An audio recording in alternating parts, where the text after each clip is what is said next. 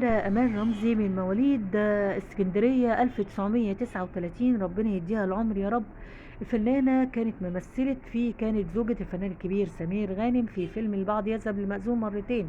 حكاية الفيلم ان هو كان اولا بطولة الفنانة الكبيرة لبليبة وعادل امام وعائلة راتب وهناء الشربجي وميرفت امين ونور الشريف وسمير غانم وبطولتهم.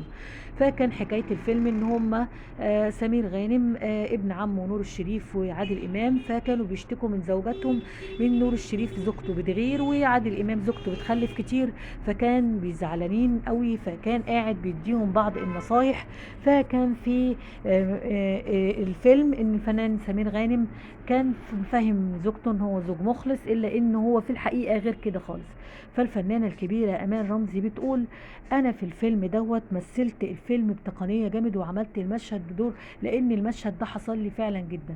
بتقول كان في المفترض في الفرح بتاع اخت عادل امام ونور الشريف هناء الشربجي، ففي الفيلم اكتشفت ان سمير غانم بيخوني. فبتقول انا عارفه كل حاجه، كنت بحاول اكدب نفسي ان انا ما بتخنش، لكن الحقيقه غير كده خالص، ان انا عارفه كل حاجه. وكانت بتعيط وستريس عالي وبكى وبكى وبكى، لدرجه المخرج من كتر كان متفق على كده خالص. فالمخرج تقول في الفيلم انا كنت وعيطت وبكيت وبقيت ادغدغ واخبط وازعق واصرخ وسط المعازيم والناس، والمخرج لقاني بعمل المشهد بشيء تاني غير خالص.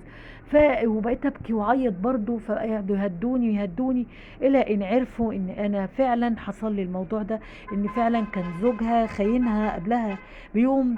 كان فعلا حصلت لها. بتقول اكتشفت خيانة زوجها لما في شقتها في أوضة نومها، فبكت وعيطت وقالت لهم على الحكاية. ليه فعلا المشهد ده اللي عملته كانت بتقنية عالية، لأنه حصل لها قبل بيوم بالظبط المشهد بتاع الفيلم بالظبط. وهي جت وطلعت في برنامج وحكت على الوضع، والمخرج عجبه وكل كاست العمل كان يعني مبسوط من اللي أنا عملته، وإن أنا أديت الدور والمشهد فعلا أكتر مما يستحق. وهو ده كان بتقول اللي حصل لي بالفعل، وازاي كانت اكتشفت خيانة زوجها قبلها بيوم. الفنانة الكبيرة أمان رمزي هي اتجوزت 4 مرات من طبيب وجواهرجي و2 خارج الوسط الفني، وأجهضت نفسها 15 مرة، وده طبعا حرام.